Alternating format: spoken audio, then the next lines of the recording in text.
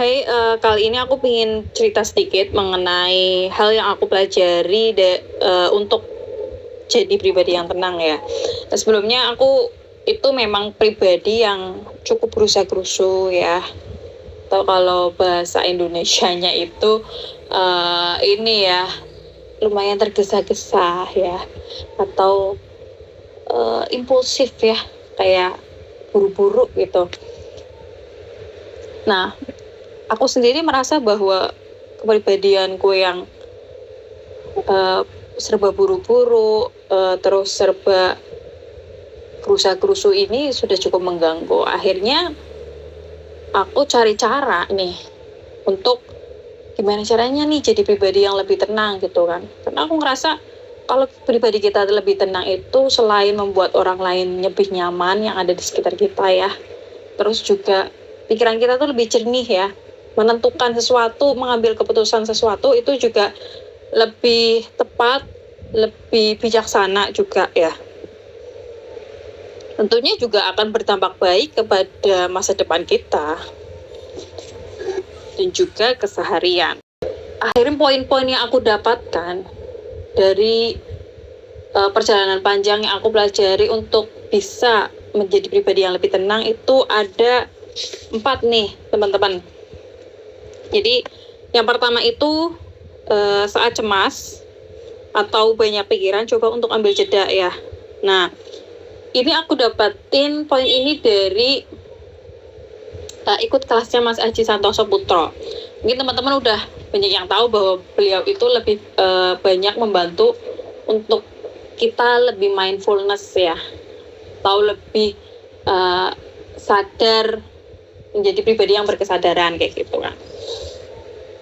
Jadi diajarin tuh kalau ada pikiran yang muncul, kayak misalnya ada negative thinking atau ada apapun yang muncul, pikiran yang muncul dalam diri kita, itu jangan buru-buru merespon gitu loh. Jangan buru-buru merespon pikiran itu kemudian dengan buru-buru mengambil tindakan. Tapi ambil jeda, kita amati aja pikiran yang muncul dalam diri kita. Misal kita lagi berpikir, hidupku kok gini-gini aja ya, kok kayaknya nggak ada kemajuan, kok kayaknya aku nggak banyak disukai orang, kayak gitu-gitu.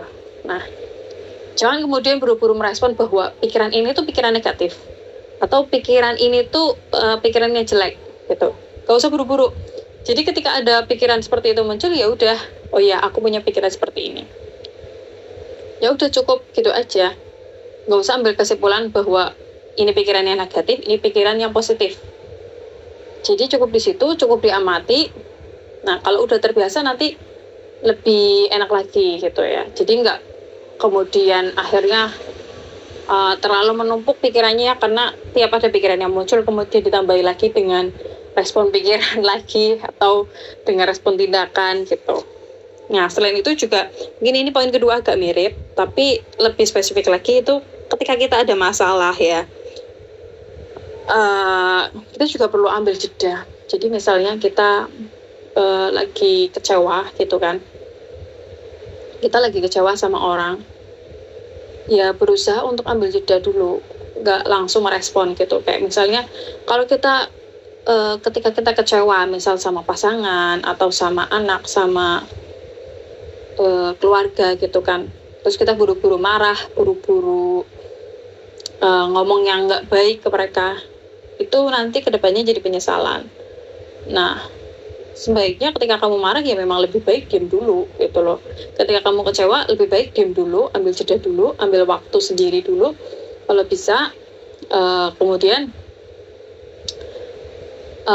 cari waktu untuk berpikir lebih jernih, memaknai masalah tersebut itu sebenarnya seperti apa dan bagaimana cara merespon yang tepat.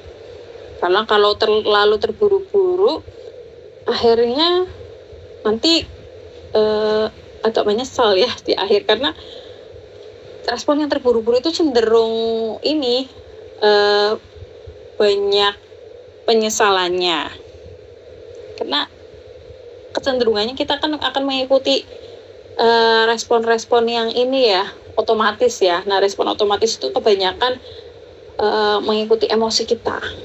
Nah, akhirnya itu bukan suatu pemikiran yang jernih gitu kan. Nah kemudian yang ketiga itu, ini adalah salah satu poin yang baru aku dapatkan mungkin beberapa bulan ini, tapi bagiku itu sangat-sangat membantu. Karena apa? Ternyata ketenangan itu butuh diusahakan ya. Bukan berarti kita mencari ketenangan. Nah, ya lagi ada masalah mencari ketenangan dulu gitu, menghindar gitu. Bukan. Ketenangan itu butuh diusahakan. Artinya ketenangan itu ya upaya kita keseharian gitu. Jadi kayak misalnya aku dapat nasihat ini dari temanku, dan temanku ini dari punyainya, tapi karena aku merasa bahwa kayaknya bisa nih aku amalin gitu, kayaknya bisa nih aku praktekin gitu kan. Beliau itu menyampaikan bahwa untuk mendapatkan ketenangan kita perlu berikhtiar. Salah satunya yang pertama itu membacakan Fatihah kepada diri sendiri. Jadi disebutin namanya sendiri, misal Istiqarimah binti siapa kayak gitu kan. Kemudian dibacakan Fatihah. Setelah baca Fatihah, kita baca surat Al-Ikhlas sebanyak 41 kali, dikhususkan untuk diri sendiri.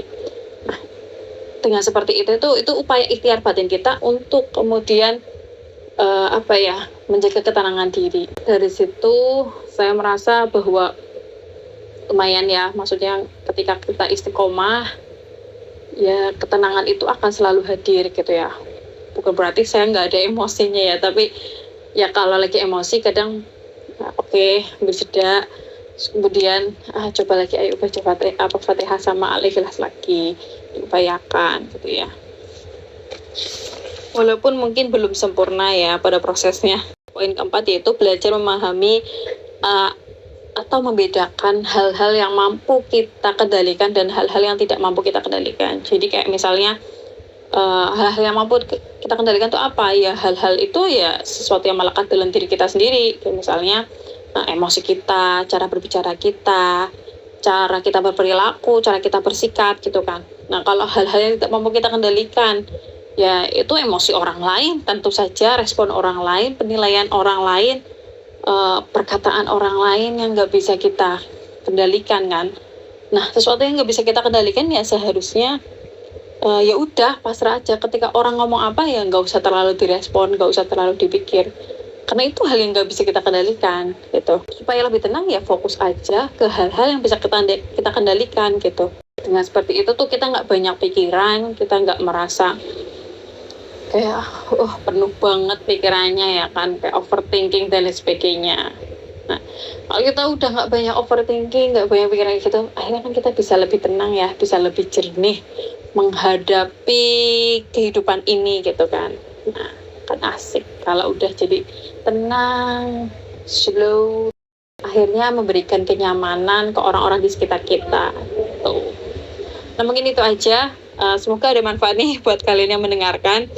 Kalau mau sharing juga boleh di kolom komentar. Oke, dadah.